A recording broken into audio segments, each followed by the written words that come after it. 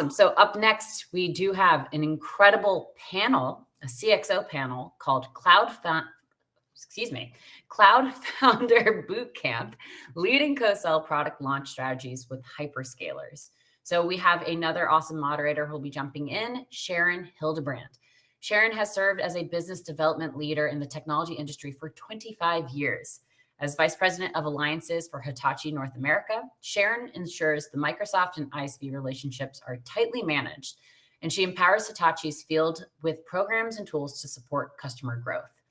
She's the founder of the MSH Empowers community, where she is working to grow the number of women in leadership roles in the technology industry via women looking to re-enter the workforce. We're super thrilled to have Sharon moderate this upcoming CXO panel. Let's welcome Sharon. Thank you, Sonia. Appreciate the introduction. And I'd like to thank everyone for taking the time today to join us for today's powerhouse panel, Mastering Going to Market and Co-Selling with Cloud Hyperscalers. As Sonia mentioned, I'm Sharon Hildebrand, and I'm honored to moderate this panel of thought leaders that have coming with sea of experience, lessons learned, and how you're going to learn how they overcame challenges on their career path as well. Before we dive in, this is a bit of reflection to help you set the stage, because as Sonia said, I've been selling in technology for a long time, and I can completely agree with the statement that B2B buying and selling is not easy and is often something that's met with friction.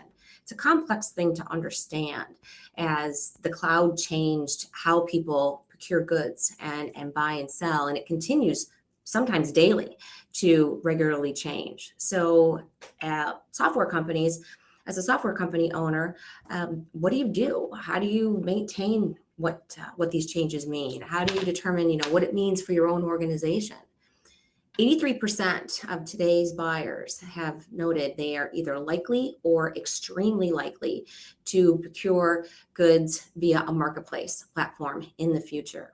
So for ISVs, or especially early stage ISVs, how do you get aligned with that next step? How do you make sure that you are where you need to meet your customer in the best place?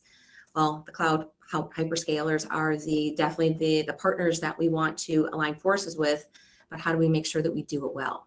The good news is a lot of these questions, in addition to extra inspirations, are going to be delivered to you today via our awesome panel. So please join me in welcoming our panelists to the stage. Vince Menzioni, Anne-Marie Dev, Gail Mercer-McKay, and Amy Bray. Welcome, everyone.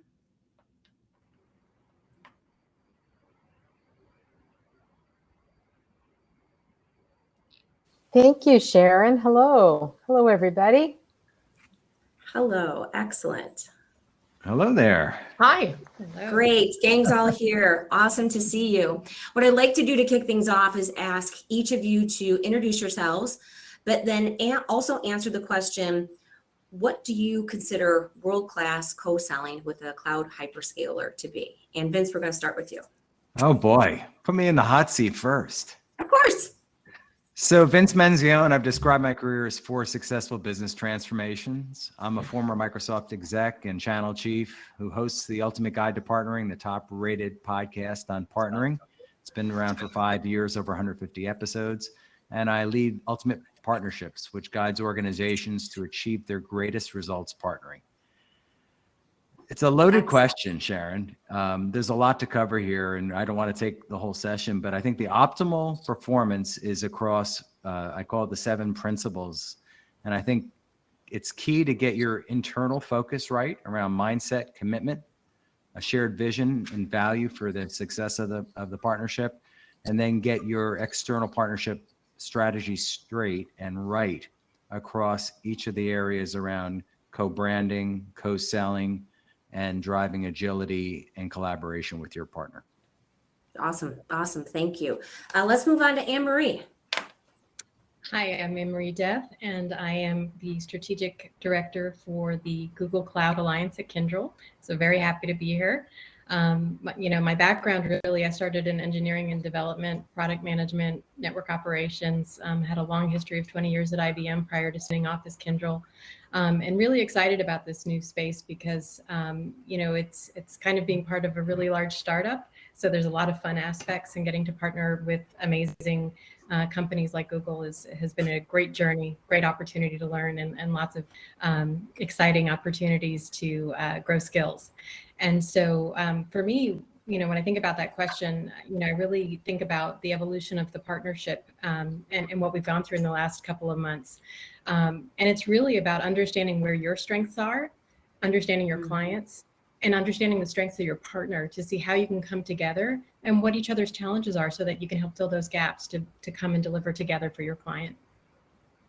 I really love your call out of the challenges with your partners.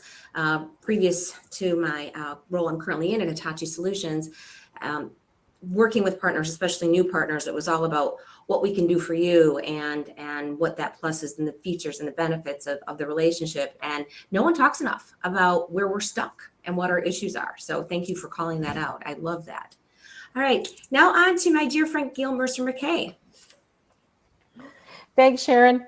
I'm Gail Mercer-McKay. I'm the CEO of Storytelling, and we are a proud Microsoft partner of an excited graduate of Women in Cloud. So we're really excited that we were able to a platform on Azure and Dynamics that partners can use for marketing.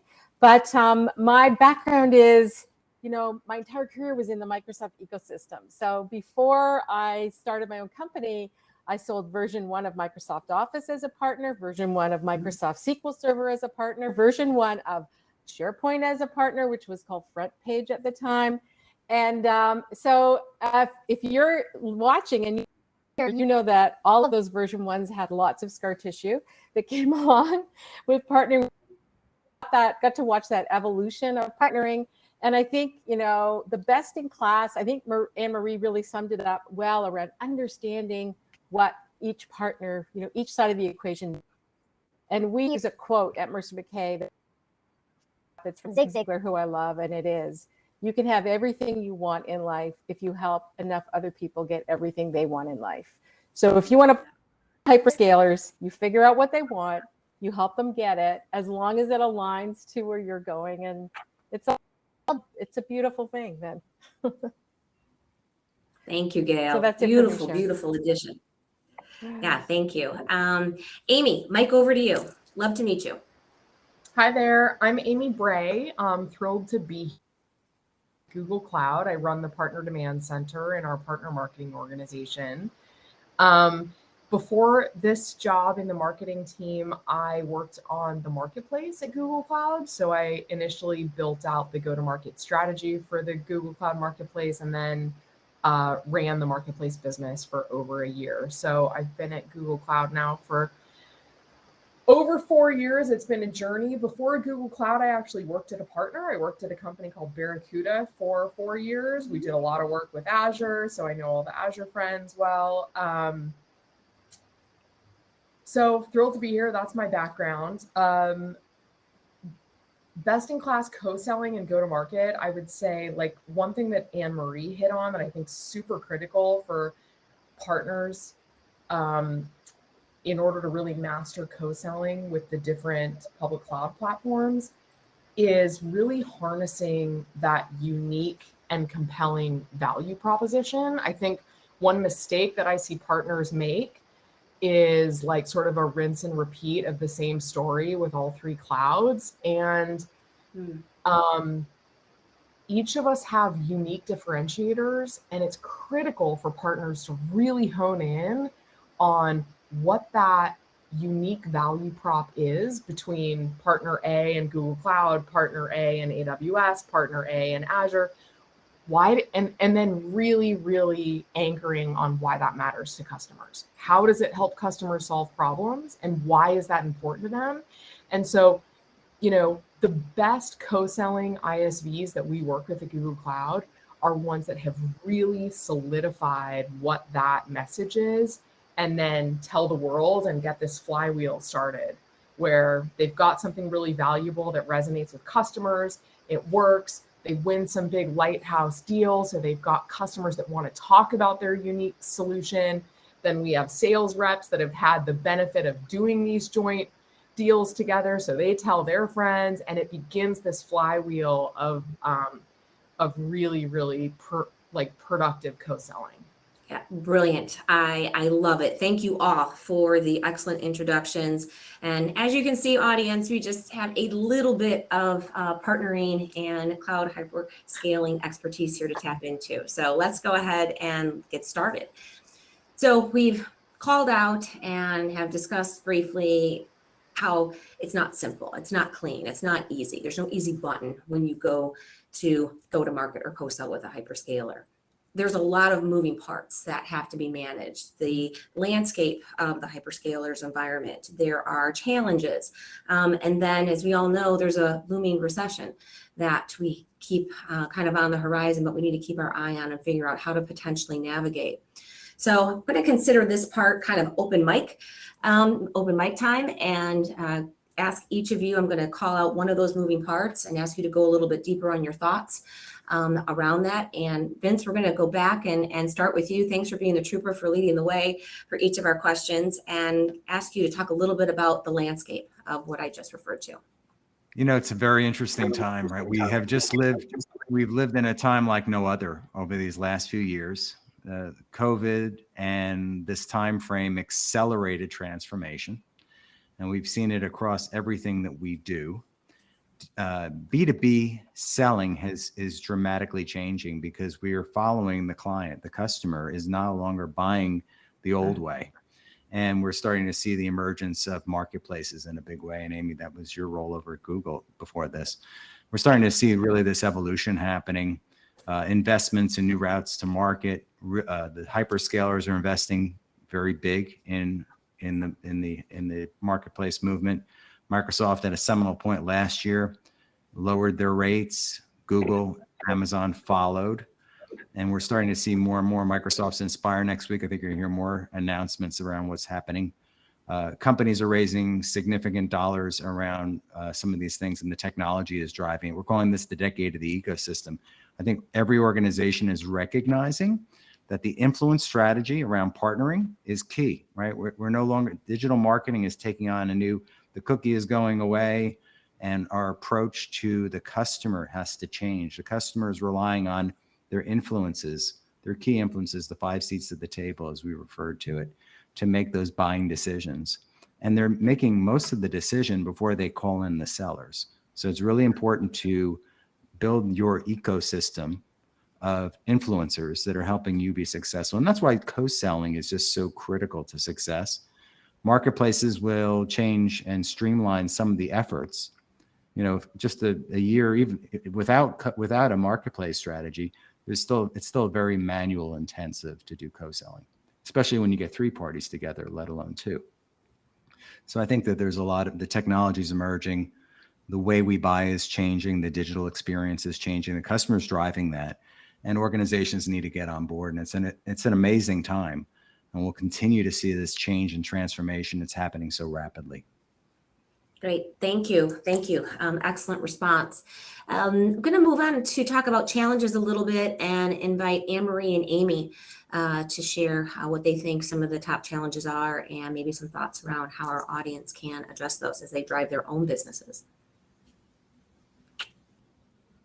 Anne-Marie, why don't you go first? All right. So there's lots of different challenges, either, from a customer perspective, right? There's challenges with skills, there's challenges with, not knowing where to get started in terms of their transformation. I think Jack spoke a lot about that in the last talk, which really resonates. From a partnership perspective, it's really important, as I said earlier, to know what your strengths and weaknesses are and know that of your partner. You can figure out how do you come together to really provide a meaningful solution and focus on not selling products, but focus on what is the challenge that the client is trying to solve. I think it's important, and that's kind of where you can help move them along in that transformation journey, and allow them to focus more on innovation rather than fighting fires in their day-to-day.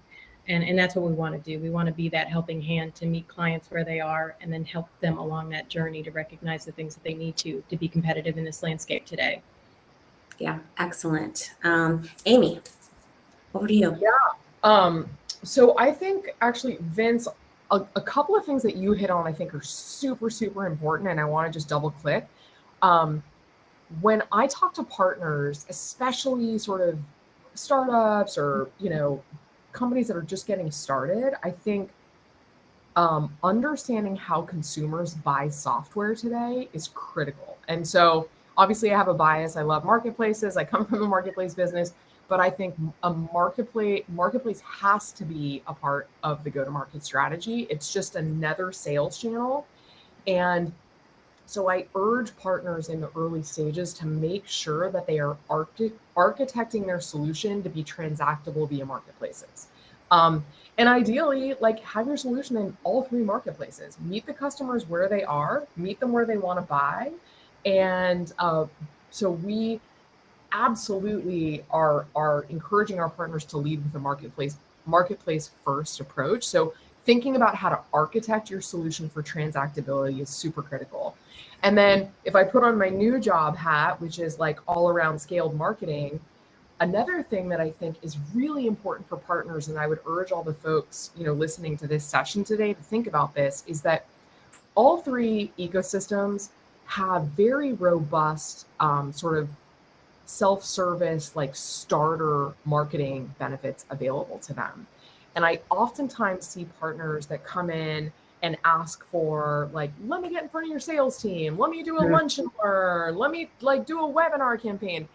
And my really honest and transparent guidance to everybody is like, start with the basics. And that is like, build a co-branded website, build a one value proposition, utilize all of those really juicy and beneficial marketing benefits. Like, use them. They're free. You don't have to talk to anybody. You don't have to get on a call with me. You don't have to get on a call with my colleagues. Like, build out the baseline of content that you need as a starting partner so that you've got a library of things that you can start referencing. And then build from there. But that's another thing I would say. So architecting for marketplaces and transactions, thinking about the way consumers want to buy software nowadays. And two is really leveraging all of those sort of free marketing benefits that you get. Excellent. Oh, go ahead, Anne-Marie, please. I was just going to add, I think in addition to that, Amy, one of the other pieces is to be aware of the other programs that your partners provide. So I think, like with Google, achieving expertise to drive that internal advocacy is really critical, right? Specialization, driving success through client success stories and published wins. Those are so important for helping drive that brand awareness and showing how together you're stronger. Yeah, absolutely. I really appreciate that insight. I had no idea that there were, even though they're foundational, great resources like that available to someone who's getting started in the business. I haven't been in that position myself, but I consider myself well-versed, and we always have new stuff to learn. So thank you for sharing that. Yeah, of course. So we have one more moving part that I talked about earlier, and that is the looming recession. And Gail, would love to have you share your thoughts. You had a great story that you've shared in the past, and it really landed well and was special. So I'm going to go ahead and give the floor to you to go ahead and share with our audience. Thanks, Sharon. I can't remember what that story is, but I'm sure we did it in the run through, and I can't remember what it is now. But I will say that in the recession, we're to continue to add on what Amy is talking about, is you really want to hone your message, and you want to hone that message to the buyer and to the person that you're trying to reach.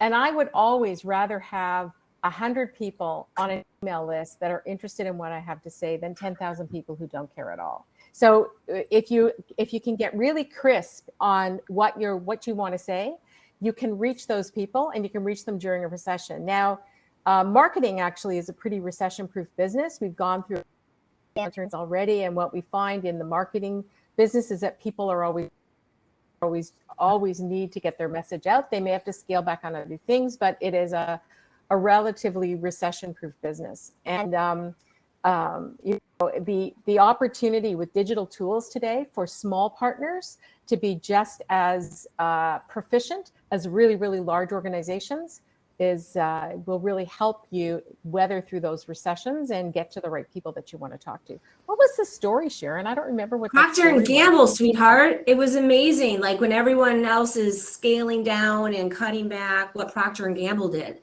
to actually invest more. That wasn't that was not my story. Oh, That was must not have your been story. somebody else. I'm ready to give you but that's a credit for great it. story. But I'll take the credit for that. Wasn't my story at all. But Yeah, but I have a note here. My apologies. Well, it's really it Yeah. is interesting though, because when you start to talk about different customers, if we could pull up things in the public domain, there's a great video on Kona. It's on the Microsoft website, but it's a great video on Kona, which is Coke, North America, the Coke services. When COVID hit, because they were really resilient and because they were really agile, they were able to respond to where consumers were buying and drinking Coke. So instead of just to boil it all down, instead of shipping Coke to movie theaters, they were shipping it to mom and places where people were now ordering their groceries, or Amazon or delivery, Walmart delivery.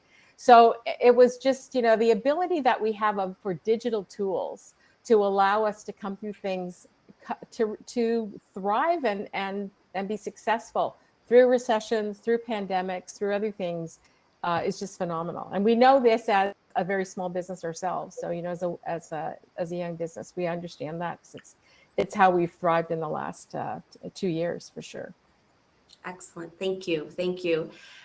So continuing along the go-to-market theme, Vince, I know that you talk to a sea of different people that work for partners, that work for hyperscalers. I'd like to start the questioning with you on this next one, because of the breadth of the audience that you talk to and service. What can you share as far as how hyperscalers, what you've learned, hyperscalers are investing in their own go-to-market efforts to help their communities and tech companies grow? Well, I am privileged to have so many leaders come to the podcast. I've had Jake Swenson come on from Microsoft. I'm having Eric Rosenkrantz come on, Amy from Google, and we've had a lot of conversations about this whole marketplace and the efforts. And I'll use one example. The company that's having their big event next week, Microsoft, is really investing here in terms of scale. There's 183,000 SaaS software companies around the globe, predicted to be a million by the end of this decade. And there's a huge opportunity for all three hyperscalers to attract them to their platform. One thing that I know Microsoft is investing big in is at the early stage, they're bringing them through a process and a program, pre-recruit, where they'll try and do some teaming with other organizations to help them scale their businesses. And then they're taking them through a partner assist program. There's several steps in the process. I've had Alvaro Siles, who leads the scale effort at Microsoft, on just recently. If people want to listen to the most recent episode of Ultimate Guide to Partnering, he gave some insights and thoughts here. You're starting to see this effort around attraction and recruiting and helping them grow the business together.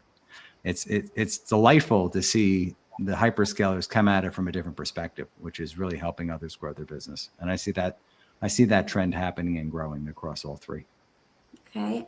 Gail, Anne-Marie, Amy, anything you'd like to add to that? Some of you stepping right out of the front door of a hyperscaler.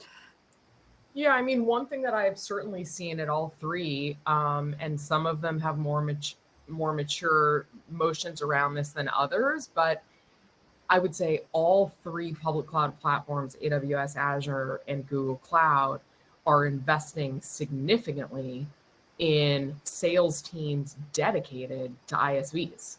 So like all three have overlay sales teams that are really dedicated to helping to build businesses with ISVs. It's a massive opportunity. As Vince mentioned, like it's growing, like the TAM is so huge in this space, and there's plenty of room for all three clouds to be there. And really all the Fortune 500 companies are multi-cloud customers anyway.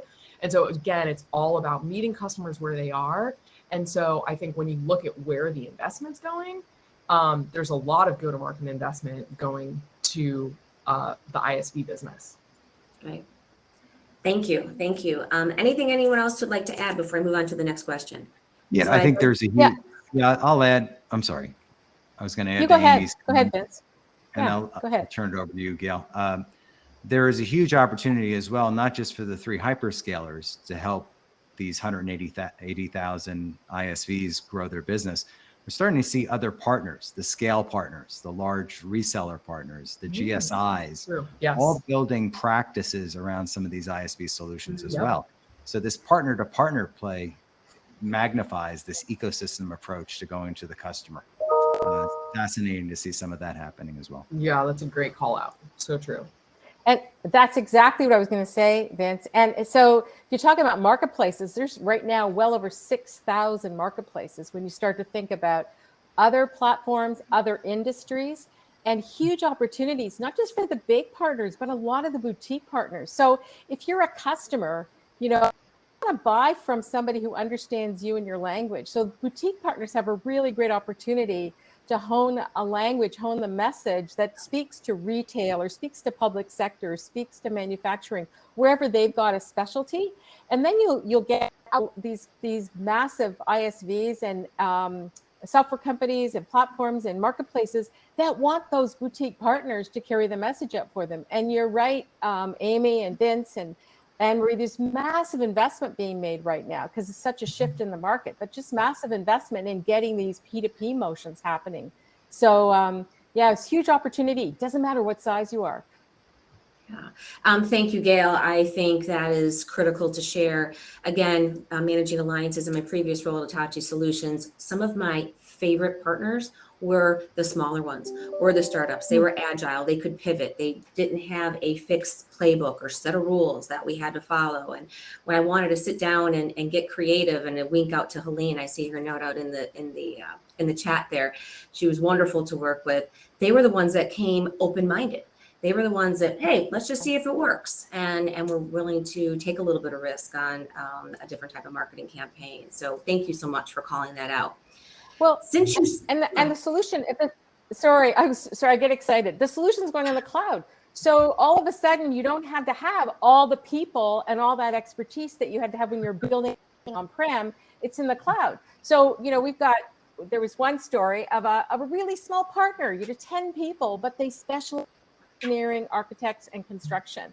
And they're helping all these hyperscalers put these big applications, because what do engineering, architects, and construction have? They have CAD drawings. And guess what CAD drawings need? They need lots of space in the cloud. So, you know, Google and AWS and Azure love this little 10-person shop because, you know, every time they sell something, it's taking a ton of cloud space, using a lot of cloud resources. So, you know, it's a great opportunity for all these people to match up. It's like Tinder, I think. Right. So we got to figure out a Tinder app for partners where it can swipe right, swipe left. There's a new challenge for you. There's a new challenge for you, Yeah. Chaitra. Gail put it out there. Let's have the next accelerator, that 8.0, focus on a ISV Tinder app. All right. The ideal was born here. Just saying. So Gail, since you still have the mic, we're going to move on to our next question and talk specifically about demand gen. Your business is focused on this, helping people elevate their storytelling so they can become masters at this. What co-sell activities have you seen work best for demand generation when we're talking about working with hyperscalers? Well, I mean, again, it comes back to what I said before. Know your audience. Amy said that too. She said, really have that message honed. Know your audience. Who do you want to talk to? If it's 100 people, great. Talk to those 100. But and then put a campaign together that is going to allow you to reach them. The ones that we're having the most success with right now, quite frankly, are campaigns where it's really true thought leadership. It's not marketing fluff. It's sharing knowledge. It's educating in a certain space, and you're targeting specific people using LinkedIn, LinkedIn titles and companies. And then from there, again, it comes down to the Tinder matchup. So just yesterday, I was on a call with a seller from a well-known software company that said, "Hey, I see that you've got this partner running this campaign in Texas. I live in Texas. Most of my accounts in Texas. Can you introduce me to them?" And I said, "Yeah, they would love to meet you. You guys can co-sell together." So, it really is getting the message right, and then you can match up the people that can help you go to market together. Excellent. Would anyone like to add to Gail's answer or contribute to that question? All right, then let's go on to best practices. Wanting to be mindful of time. You guys come with a massive amount of experience, been there, done that, whether it's your current role or previous roles. And WIC, Women in Cloud, focuses on, they prioritize business best practices, leading with addressing someone's challenge first. So would love to know some of your, to kind of parlay on what Gail just shared, some of your best practices when it comes to investing in co-sell, go-to-market. How do you know where to start? How do you know where to prioritize? Let's say, Amy, once we get past the fundamentals, what are some best practices to hit the gas pedal and then get innovative and go forward? And I'll go ahead and just let you guys raise your hand, and we'll open this last one freely. Who would like to start? Well, I'm going to say start with Vince, because he'll help you build the strategy. So you need to have a plan. You want to have a plan first. And, that's Vince's specialty. He helps organizations build their strategy. But that's, to me, whatever you want to do, start with a plan, put it down on paper, what your goals are. And then from there, you can crawl, walk, run to execute. But start with a plan. Mm-hmm. And make sure it's measurable. Make sure you got places. I'll let you see. This is your area. No, thank you so much. What is your purpose? What is your better together? Who will the customer care if you go away tomorrow?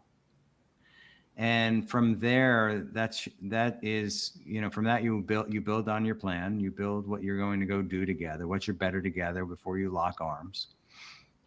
Drive results, get very specific about driving a set of results, and then use it as a flywheel, right? Don't try to boil the ocean, get specific. If you're working with any of the hyperscalers, they're vertically aligned today. They're getting more and more verticalized. So pick your points of entry. Gail, you talked about that company in construction, pick the construction market and go after that. Build your brand, build your story, and tell it to the world, and you'll be famous from that. And then build that within the organization. Organizations, I find, are not deliberate enough. They're not aggressive enough in a diplomatic way when they're working with the hyperscalers. Amy, to your point, we don't need the press the flesh, but we need to build that brand and story and articulate it to the world within that partner organization. Get to know the leadership, brand to the leadership. One of the best partners I've had, a gentleman by the name of Dux Raymond Sai. Some of you know who he is. He's big in the Microsoft ecosystem. He's done a great job walking the hallways and articulating the story, and making himself available and being of service to his hyperscaler partner. And then using that to tell the story about all the great work that they're doing. So, do things innovatively. I like to call them guerrilla marketing, back in the old days from that book. But, think about your partner, your hyperscaler partner is also a customer as well, and build your brand with them. I think that's an important point, establishing that relationship, that trust, understanding how you're better together, how you want to help your clients, and knowing the areas that you want to play, building that hub and spoke approach, I think is really key. And demonstrating the success with client wins and stories that are meaningful and people resonate with. I think that kind of recognition of reliability and trust and visibility is key, and I think that speaks volumes. Excellent. One thing I like to add from my own experience working at Hitachi Solutions that worked very well was coming to the table with something that was unexpected. So when partners would knock on the door and want to form an alliance, it was all about their product, what they did well, how they did it well, all the customers they had. And as they were looking for our field to take their product and, maybe be a sales channel arm. Mm-hmm. There were a few that came to us, and I actually did this myself with Microsoft, with unique ideas for how they can make my sales job easier. We would work with the channel with Microsoft. We would actually sit down and do what we call power hours. We would take a subset of their account list, do some due diligence, come up with some prescriptive plays, and say, this is how we'd like to help your sales cycle. This is what we can do. And it's not about the product, it's not about the feature, it's actually putting in some sweat equity to build that account plan. We did all the research ourselves. Look at what we found. And now what can we talk about and do something collaborative together? So getting creative, the ones that would come to the table, we had a partner that they were a channel model. So they didn't have a field to line up with my field. Basically, they were looking to us to generate leads. But their marketing team came back because they knew I was a little twitchy about that. And they said, you know what? We don't have a big sales field to align with you, but we do have a really kick-butt marketing group. And this is what we're going to do. We're going to invest some extra dollars in you, Hitachi Solutions, and we're going to put together 2 campaigns. We're going to do all the heavy lifting, and let's see what happens. And they are one of our best partners to date. So, okay. So, as we go ahead, and we've got about 5 minutes left, I do want to encourage everyone to put any questions you might have in the chat. Make sure that we capture those and get your questions answered. We've talked about best practices, what to do with hyperscalers, but real quick, what shouldn't you do? Let's learn from kind of mistakes or, those, gosh darn moments. Well, Go ahead, Gal. You please go first. no, I was just going to say, don't expect them to sell your product if you can't sell it. So make sure, first of all, that you know how to sell it first. They're actually buying it. And then to exactly what, and if you're going to go and try and extend and do co-sell and extend the team, it's like going to a family at a lasagna. Don't show up with nothing and expect them to do all the work. You got to go in and offer something and bring something of value, something unique, something cool that's going to make their life and job easier. And then you can go from there. Yeah, love that. I think part of it is starting with listening. You have to listen to your partners and get their perspective and understand, where their challenges are before and do research beforehand, right? Like I think you were saying, Sharon, that kind of account planning and background research to see how you can come in, have some unique ideas, I think is key. But also go in with that listen first mindset. If you go in thinking you know everything, it's not going to go very well. Yeah, totally agree. We've had some good questions pop up. Thank you for those of you that have posted some. So if you guys are ready, before we wrap, we'd like to share some of our questions, some of the questions from our audience. First one is, how do you know how to choose a partner? I'm a small business partner, and I'm having a challenge trying to find a right partner that will help me grow. How do you evaluate? How do you know where to start? I mean, I'll throw out a couple ideas. I think a really good thing to think about initially is is there some sort of, maybe not overlap, but do you sit next to another company that either has a product that is complementary to yours or is in a similar, use case for a customer? Like find areas of connectivity and similarity. Like that might be a good place to sort of start to think about how to expand your footprint with a partner. Then you can start to organically put together a better together story and then maybe build from there. Yeah. One thing to do is to ask your customer. So I was scaling a market, and I was trying to sell into the government market many years ago. And I went to an event where there were a bunch of colonels. It was selling to the military. And they were all talking about this one company. Never heard of them before. Well, I found out who they were, and I got a meeting with them because they were influencing this group of colonels that were all making the buying decisions around computers for flight line maintenance for the Air Force. And so I found a great partner that helped me leverage and grow my business. That's awesome. Love that. Love that. Another question. How do you ensure your marketplace messaging appeals to both partners, a P2P play, and prospects? Any ideas there? Well, a confused mind never buys. There's the first line that you want to remember. So If the same message can resonate for all three, then great. Shape it so it can resonate for all three at the end. But if not, you're probably going to have three separate messages or three separate landing pages or three separate sell sheets or whatever, whatever that is looking for. If you can't articulate it well enough in one, you will get nobody. If you get too generic, you'll catch nobody. So Yeah, that's actually really excellent. Yeah, one other thing to highlight that I've seen, particularly for partners in marketplaces, is that more detailed and more technical documentation absolutely correlates to better adoption and buy-throughs. So I definitely encourage partners when they're creating marketplace listings to put as much like sort of technical how-to type documentation along with those marketplace listings, because that helps make it like a very easy customer experience for them to say, oh, I'm interested in this product. Oh, it's available on this marketplace. Oh, wow, here's like a cheat sheet on exactly how to configure it into my, into my environment. So I would say like more technical content with marketplace listings is often very well received and used. Excellent.